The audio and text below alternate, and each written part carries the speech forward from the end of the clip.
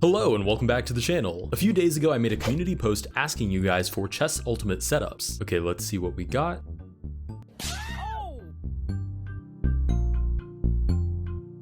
Alright, the first opening recommended was all jesters make them gamble while you slowly advance to victory. Before we do that, let me accept these real quick. Okay, there we go. Let's go ahead and make our setup unranked. And now we're just gonna use jesters. 10 points apiece, so we'll be able to use 10 jesters in total. I suppose it doesn't exactly matter where I put them as long as the king is hard to identify amongst them. Actually, even better, let's line them all up at the front so I can be as close to the enemy as possible. Okay, I think that looks rather inconspicuous.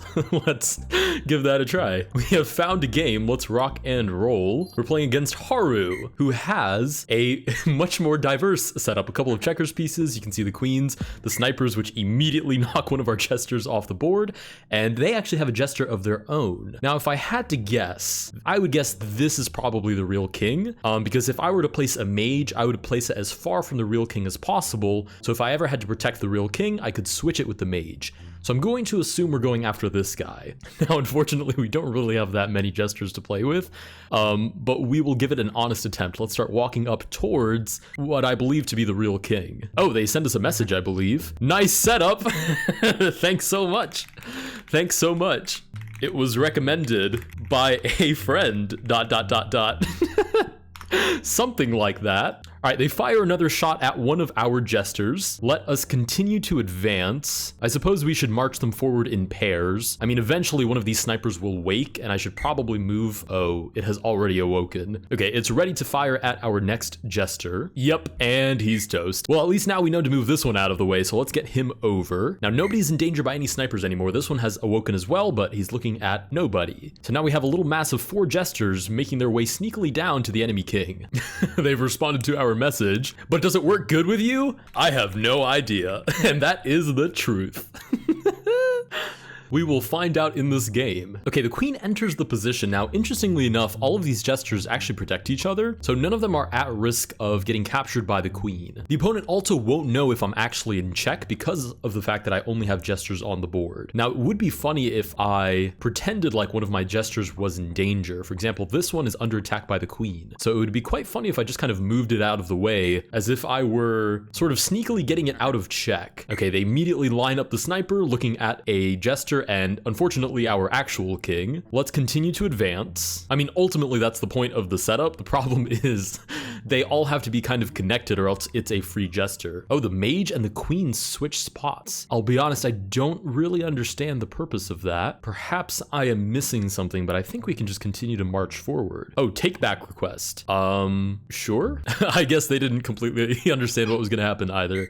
Okay, the queen advances and let's continue to advance ourselves. I mean, that's the main idea, is to move them as a large mass. Okay, they decide to switch the queen and the mage again. Sure, we'll continue to advance. Now the mage and the pawn, oh, switch to promote. This is actually one of the strategies we're gonna try later in the video. Interesting, so now they have 3 queens on the board. Nice little find by the opponent. We'll continue to advance. As long as they don't suspect that this is the real king, we should be okay. Okay, the queen and the mage switch spots again, but we march forth. Onward, little jesters. Oh no, the mage and one of the checkers pieces switch as well, which now promotes the checkers piece to, I believe, a king, which means it can move backwards as well, just like in normal checkers. We march forth yet again. Oh boy. All right, one of the jesters gets sniped. Now, I feel it would be too obvious to just move my king out of the way. And this guy's gonna be asleep for at least a little bit, so I suppose we continue to march forward. It's a little bit scary, but the truth is, I think if I move the king back, it will be very clear that is my real king. Although, to be fair, I did that earlier with this jester as well. Okay, the queen captures one of the jesters. We can definitely take back, so we'll go ahead and do that. I love that she gets beat up by some pawns. Oh, beautiful little animation. Okay, this jester is now awake. Please, no! They find our actual king, and we get destroyed. It turns out this little mass of jesters was just slightly too slow, but still a very fun little setup. All right, we were defeated. Let's go to move on to the next setup. All right, the next setup is Angel on a Pawn, my little fellow will carry the whole team. I suppose this is a less serious suggestion, but hey, it was commented and it got a whole bunch of likes, so we'll give it a try. Let's clear the board. And our new setup consists of a pawn and an angel who will carry the whole team, supposedly. Now, I do have some 57 odd points left to work with, so I will decorate the board with a couple of extra pieces just to give ourselves the best chance of letting this little pawn win us the game. We'll drop some squids, we'll drop a ninja, and perhaps some snipers as well. Well, not some. I guess we only have enough points for one. So we'll do a jester, and instead of a sniper, actually, let's do one of these little sludge-looking guys next to the real king, and a little Squirtle-looking guy next to the fake one. And I think that should be enough. Let's rock and roll. All right, we found a game paired against the dude who has a bunch of rocks, a sniper already pointed at the pawn. No! The pawn must live. The pawn must live for the strategy to work. And they also have a frog, a penguin, and a king. At least they don't have a jester, so we know for sure that is in fact the real king. Oh, they're having a deep think about this. With any luck, they don't fire our pawn off the board, because that's like the entire point of the strategy. Although, to be fair, this would make a lot of sense, considering the rooks cut off the files. There would be pretty much nothing that this angel can do. It can't move to the sides and support somebody else. Oh, they do fire a shot off at the pawn. The pawn's dreams are broken. The pawn's dreams are no more. Oh, wait, I can drag the angel anywhere. Never mind. The angel is not in fact trapped, so I will resort to my previous strategy of dropping it on the ninja. We will do this in memory of the pawn that was supposed to make it to the other side. We get sent a message. Huge fan, are you recording? Thanks for watching. I sure am. Good luck. Good luck as we avenge our little pawn friend. All right, what can we do here? Okay, they've moved the checkers piece out of the way, clearly opening up the way for the sniper to attack us. They message us back. Thank you, of course. We have 32 seconds left to make our move. I suppose we should just move out of the way for the time being. Yeah, let's move out of the way. And ultimately, the goal is to land this ninja on the penguin. And I guess, yeah, just on the penguin. That's the only spot that would be checkmate. Okay, they immediately target our ninja with the rook. We'll go ahead and move forward, and now we actually are threatening checkmate on the penguin. So we'll see what the opponent does about that. I don't know if they can do anything about that. Yeah, they move the checkers piece over, but I believe we can just take, and that does in fact win us the game. We have avenged the pawn who could not be with us on move one. Is crazy. That is quite unfortunate. I don't think that plan was meant to be. All right, with that, we are 1 for 2 with these kind of crazy strategies. Let's go to move on to setup number 3. Okay, strategy number 3 is 2 layers of copycats, a ninja, and then devils. Let's go ahead and give that a try. I suppose if this is a layered strategy, I'll kind of just put the king in the middle for this. They want 2 layers of copycats, which surprisingly is relatively inexpensive. Now we're meant to place a ninja, which I guess makes some sense. It can escape because it can move 3 squares at a time, and then devils. So devil, I will try to place them equally, but we only have 1 point left now. I can't really do anything with that, so let's go ahead and place a ceremonial checkers piece on B1. All right, I think with this, we're ready to go. Let's give this a try. All right, we found a game against Onyx. Oh boy, I can barely see back there, although I can see the king is hiding right over here. There are a whole bunch of queens on the board, as well as a pawn and a bishop, I believe, back there as well. Now for our setup, the idea was that the ninja can escape. So we'll start with that. The squid continues to advance. Now, why can't I just capture that? I can. Nice. All right, he is out of here. And I suppose now is when the queens make their move to enter on the king side of the board. But no, the squid advances instead, which is actually targeting our ninja. So we have to do something about that. But I believe I can just capture, and as long as I move to this square right here, I won't be attacked by anybody else. Nice, we dice him up and capture him for free. All right, the squid shuffles over with the clear intent of capturing the ninja. I can't really take it because if I capture it on this square or the square behind it, there's always a queen or a bishop that can recapture. So I suppose we'll play this a little bit patiently. Let's shuffle forwards. Nobody's attacking us on this square, so it should be completely safe. All right, the squid advances again, but this time I believe I can capture it because I can move back to the exact same square as before, and we should be able to be totally safe while grabbing that squid, and we are. So we have managed to capture some free material, but we've also managed to open up the queens, which is a little bit scary. This queen shuffles over. I don't believe she's creating any new threats. And to be fair, this is more really of a defensive setup because it's really difficult to capture anything, at least without getting recaptured, not to mention the devil devils back here create minions, so it's like reinforcement on top of reinforcement. The opponent smiles at us. Of course we will smile back. The question is, what on earth do we do with this ninja? I genuinely have no idea. I'm gonna go ahead and just head back because I don't think I'm in a position to attack at the moment. I believe they have now sent us a friend request as well. Oh, this was the last opponent. Cool. So now we're kind of waiting around. Okay, they do capture the copycat, and again, the entire point, I believe, of the setup is that it's very hard to break through. So we do kick that queen out of here. She bounces back onto the board. Imagine she just stands up and is back in the game.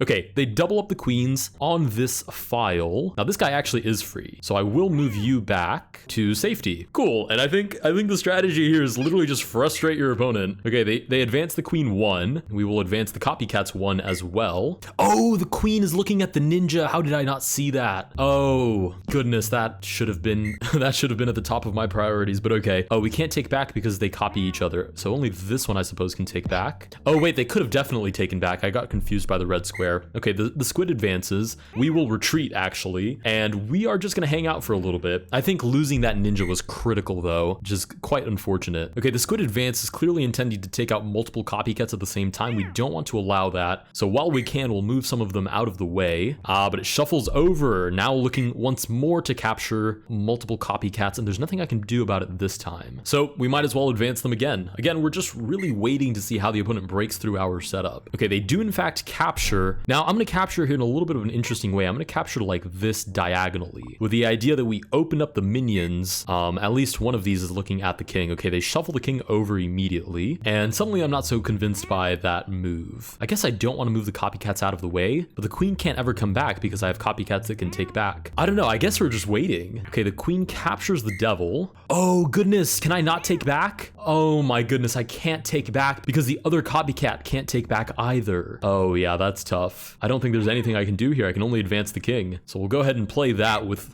much dismay. Okay, the queen advances. Let's at least try to trap this queen. Okay, she kicks out. Oh, she kicks out the checkers piece, but it doesn't actually trap her. Okay, let's move one of these devils out of the way with the idea that now we can take back. Oh, it doesn't move it just creates a minion. I've completely misunderstood this entire setup. Luckily, they allow us to capture the queen anyways. The bishop develops and the minion continues to advance. Let's go ahead. Draw request. Should we accept a draw offer? I think I'm gonna decline. I do think they can win this, but also I just kind of want to try this and see how far we can take it. So let's just create another minion. Okay, they capture our clone. Oh, and they put us in check. Weirdly enough, I can take back, and the other copycat covers the check, which is very interesting. Unfortunately, this is now hanging. We'll see if they notice. They do in fact notice. There's really no choice here but to just create a whole bunch of minions and hope that they somehow defend each other. Okay, the queen moves down.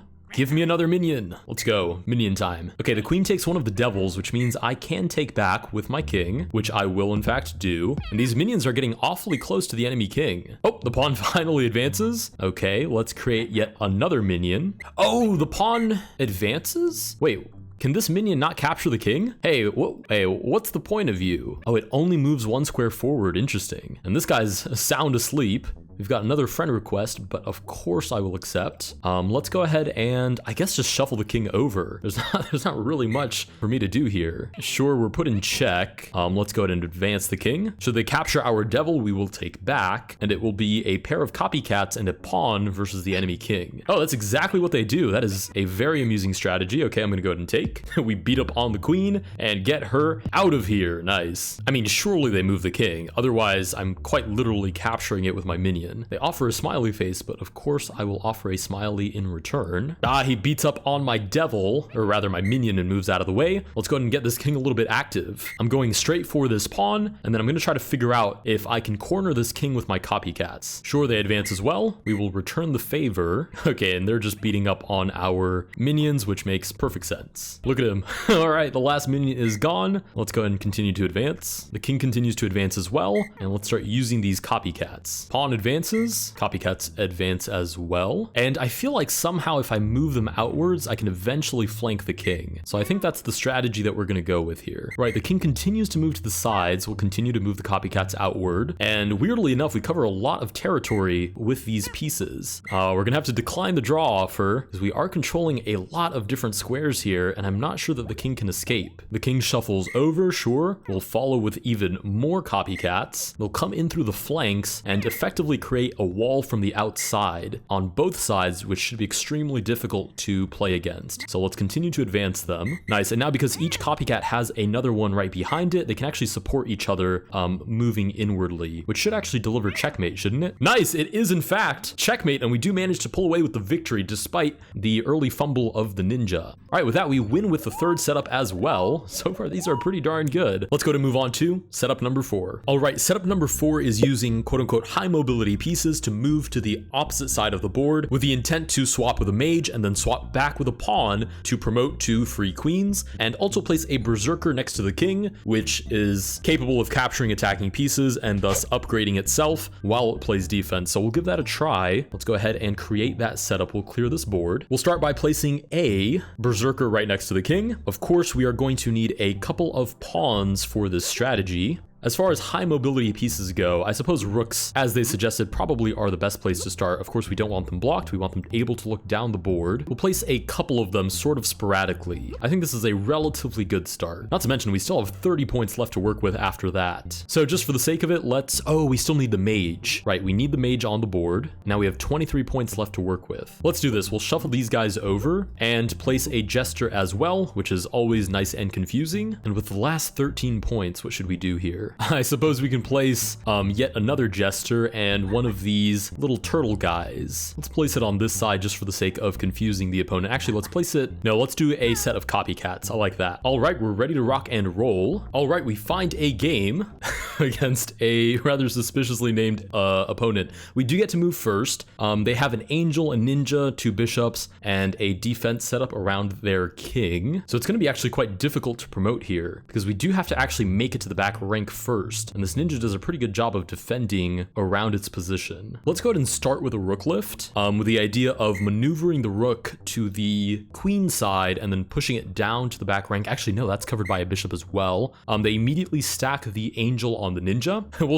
We'll see how they go about this, because this is, in a way, I don't want to take full credit, but that in a way is the setup that occurred to us as well, but it's not clear which king they should target, so I'm curious to see how they go about making use of it. We'll go ahead and make a battery with the rooks. If I can push them to the back rank here, surely they won't want to use their angel on one of my rooks. So in a sense, this ninja no longer can defend that square, only the bishop can. Oh dear, I think we have a spectator. That's kind of cool. They're having a deep think here. They have 10 seconds left to make a move. Okay, they do move the bishop outward. Now, interestingly enough, I don't think I should be afraid of this. They are threatening to capture the berserker, but I would probably just take back with the rook, and frankly, it's just not the end of the world. So I'm going to do the original strategy and push the rock/rook to e8 on the back rank, sort of challenging them to capture with the ninja and have to use up their angel. Otherwise, I am swapping it with a mage and then swapping it for a pawn as well. Okay, they're once again under 10 seconds. 6, 5, 4. They've really got to get a move on the board. 0 seconds left. Oh goodness, and it seems they do time out. Okay, we won't count that as the official victory, although it is worth noting that we did win. Let's go ahead and try that one more time. All right, we find a game against Putnik Slayer, who also has a bunch of rooks on the board. Luckily, we get to move first. I believe naturally I should take this queen first.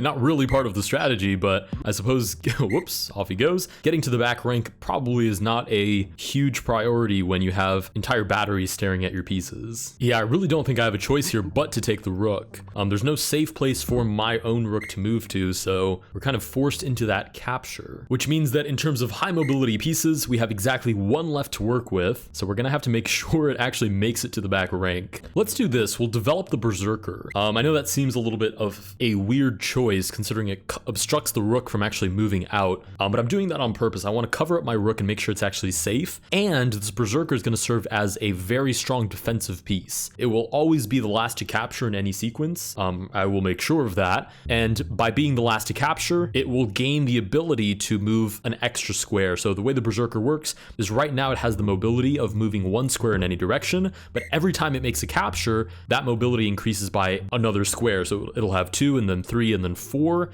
in terms of mobility after every capture. So we'll take here with the jester, of course. Oh, we're not protected enough though, because the rook does not capture diagonally. Oh my goodness. Tonight's headline news, chess player discovers that rooks do not capture diagonally. More on this at 7. That's funny.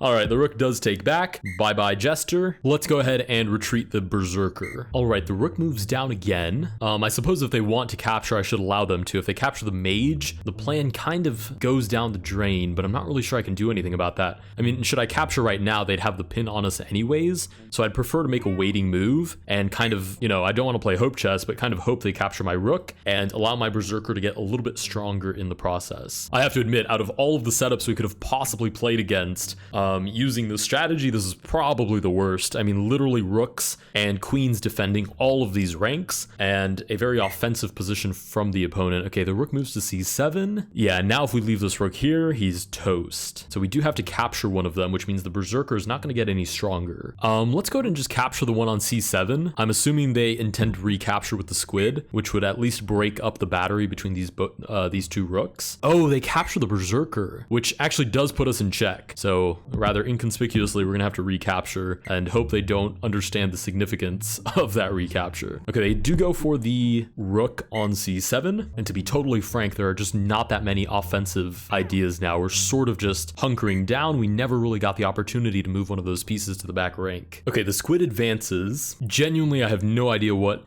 to do here other than just kind of hang out and wait for the inevitable to happen. Okay, the Squid advances again. It's now threatening to capture this Copycat. I have had a small epiphany, which is that I can swap with the Jester. And the reason that I would do that is that if I'm ever actually put in check, I want this king to be able to go into this corner. And I'm just going to use the Jester not as a decoy, but just as a defensive piece. We do get a message. Are you the YouTuber? Yes, that is me. Smiley face as I watch one of my pieces fly off the board. I suppose it was one of the Copycats. It was indeed. Now I can take back. It's a rather scary move to make, but I can do it. We beat up on that Squid, and pretty much no matter what the opponent plays, the next move is to swap the Mage and the King. I love your channel.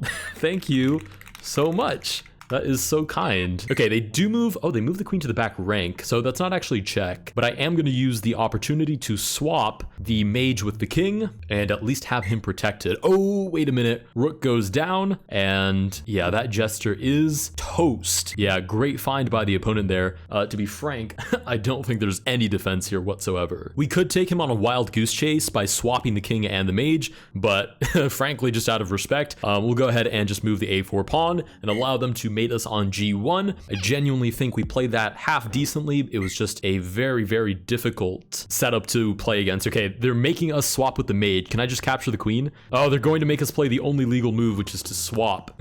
Surely they'll just capture the mage. And to be frank, I will just resign on the next turn if that is what they play.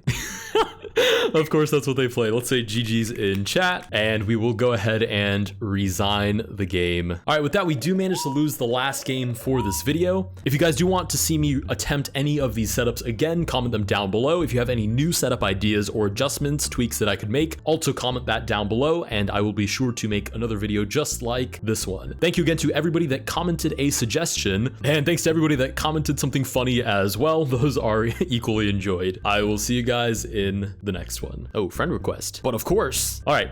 See you guys in the next one.